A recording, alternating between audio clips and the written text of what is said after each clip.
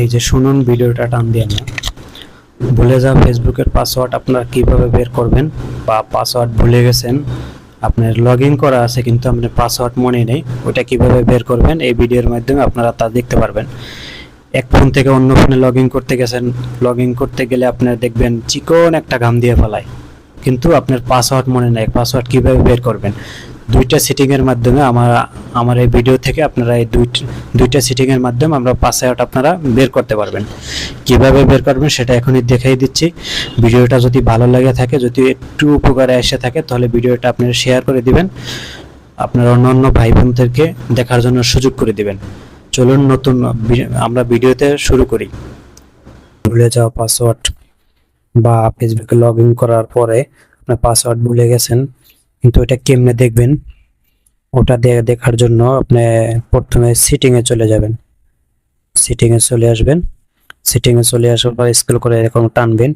টানার পরে আপনি দেখবেন নিচের দিকে আসলে একেবারে প্রাইভেসিটা ট্যাপ করবেন।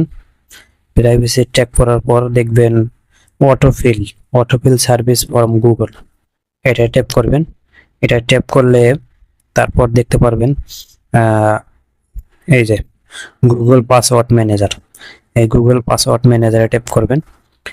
গুগল পাসওয়ার্ড ম্যানেজারে ট্যাপ করলে আপনি প্রত্যেকটা দেখতে পারবেন, এই ফেসবুক, ইউটিউব, তারপর টিকটক, এই যে কোনো অ্যাকাউন্টের সব অ্যাকাউন্টের পাসওয়ার্ড দেওয়া আছে, ঠিক আছে। এগুলো ফেসবুকের পাসওয়ার্ড দেখবেন আপনি। এই ফেসবুকে ট্যাপ করবেন।